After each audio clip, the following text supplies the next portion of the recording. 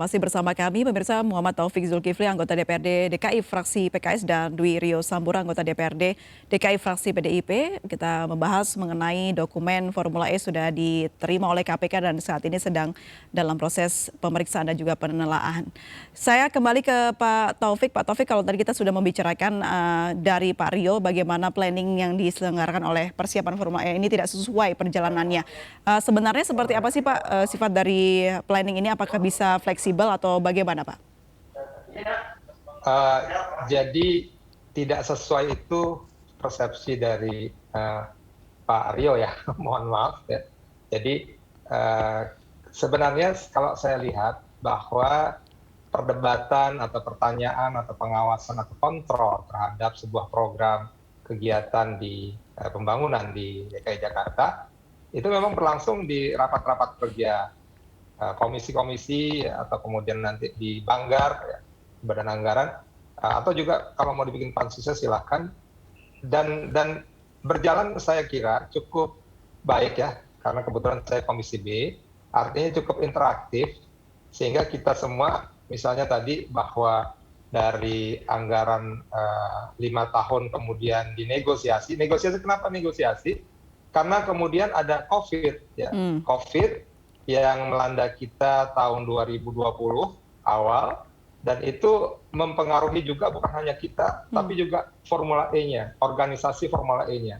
Ya, jadi kemudian mengapa itu bisa dinegosiasi? Karena memang Formula E-nya pun butuh dananya gitu ya, sehingga bisa ditawar istilahnya. Nah, bukan berubah-ubah setiap saat kemudian tidak bisa dikontrol, tapi kita di Komisi B dan juga kemudian mungkin juga dari komisi yang lain sebenarnya punya kesempatan untuk bertanya, dan Komisi B ini sudah bertanya, sudah mendalami, sudah melihat bahwa it's okay ya, sejauh itu, sejauh ini oke, gitu ya. Dan kemudian sampai kemudian sekarang sudah jelas, misalnya tentang tadi tentang apa namanya, tentang lokasi. Memang sebelumnya kan di Monas, kemudian di Monas itu ternyata tidak bisa karena dia cagar budaya dan seterusnya.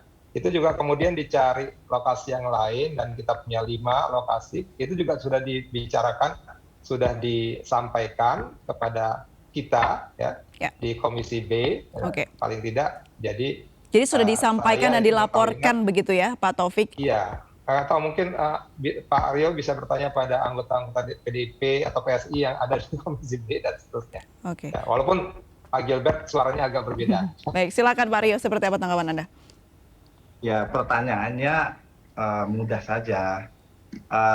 Itu berubah karena ada negosiasi atau ada keputusan sepihak, dan kemudian bagaimana hubungannya dengan perencanaan penyelenggaraan Formula E. Itu pertama. Yang kedua, justru saya sangat-sangat mengikuti. Pertama juga tadi saya sampaikan bahwa saat awal perdebatan di Badan Anggaran tahun 2019 saya itu mengikuti, dan kebetulan saya dengan kawan-kawan fraksi PD Perjuangan di Badan Anggaran itu mengkritisi dan bahkan menolak gitu. Tapi kemudian kita patuhi keputusan karena ada mekanisme forum.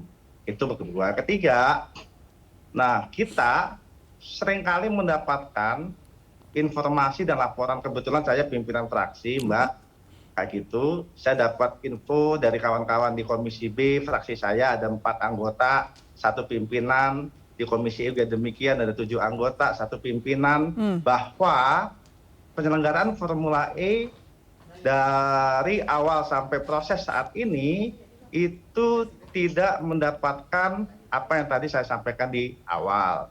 Satu contoh soal studi kelayakan. Kan sesungguhnya itu bisa disampaikan kepada kita oleh Pemda DKI Jakarta. Sehingga kemudian itu bisa menjadi rujukan dan acuan buat kita dalam membahas dan menilai tentang penyelenggaraan Formula E. Seperti itu. Nah, sehingga ketika ada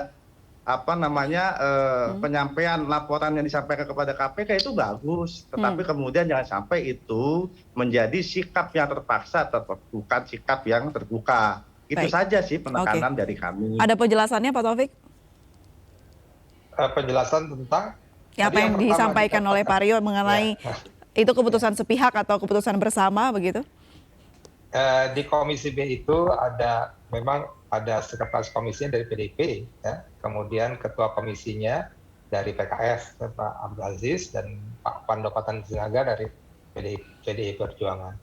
Nah, artinya bahwa kedua pimpinan komisi tersebut, ya, satu lagi tiga ya dengan wakil ketua dari Golkar, tentu saja harusnya sudah memahami apa yang terjadi, apa yang sudah disampaikan dalam rapat komisi tentang persiapan tentang proses dari Formula E.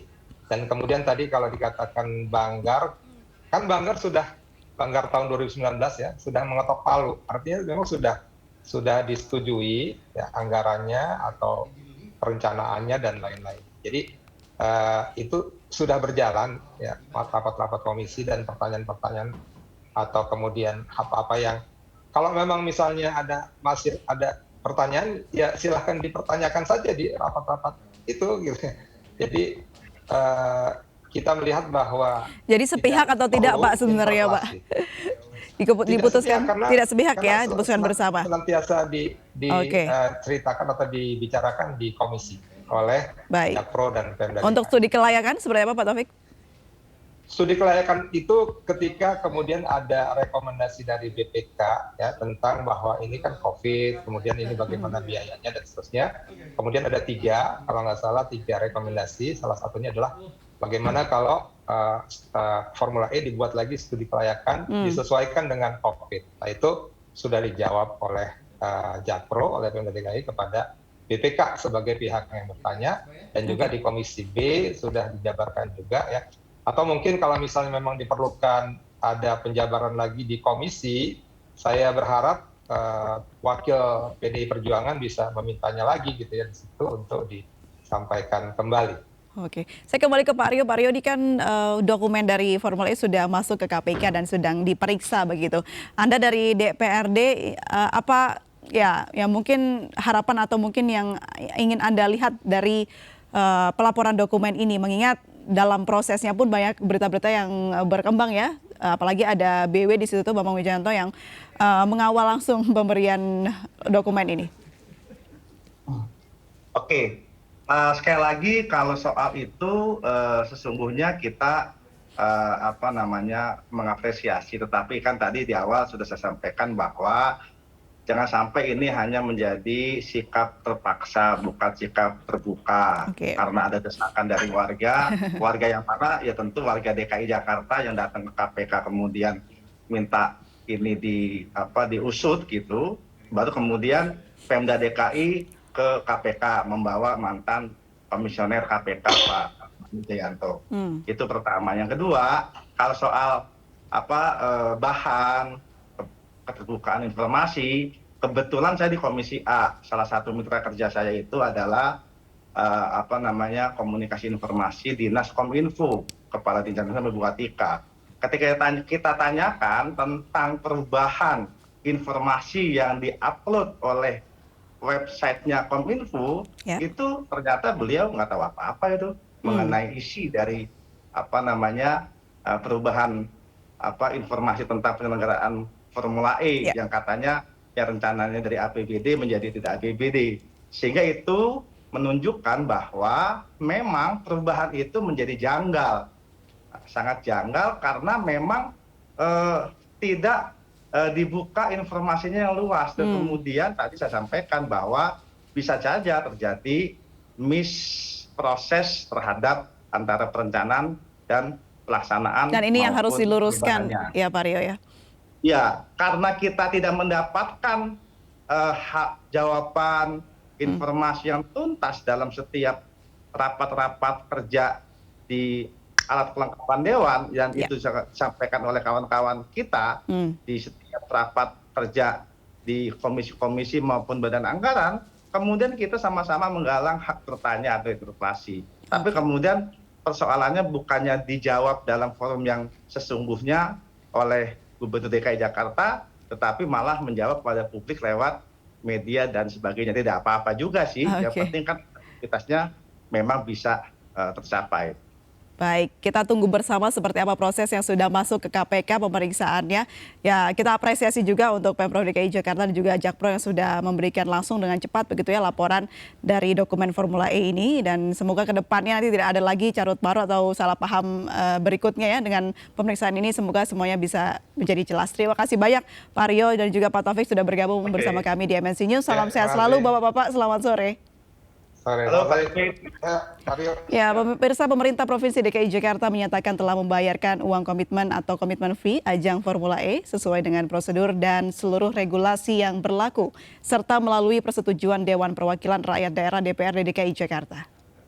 Kepala Dinas Pemuda dan Olahraga Provinsi DKI Jakarta Ahmad Firdaus mengatakan setelah ditunjuk oleh Formula E Operation untuk menjadi tuan rumah ajang balap mobil listrik ABB FIA Formula E World Championship ke-7 tahun 2020, Pemprov DKI Jakarta harus membayarkan komitmen fee paling lambat 1 tahun sebelum pelaksanaan, yaitu pada tahun 2019.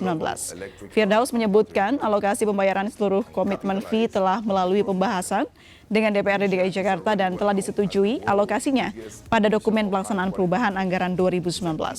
Firdaus menjelaskan skema penganggaran dari mulai perencanaan, pembahasan bersama DPRD DKI Jakarta hingga persetujuan menjadi rancangan peraturan daerah telah mempertimbangkan alokasi setiap rancangan kerja pemerintah daerah. Pemprov DKI Jakarta telah mengalokasikan anggaran sesuai dengan kebutuhan seperti penanganan banjir, program kesehatan, sosial, infrastruktur, agama, hingga transportasi termasuk ajang Formula E.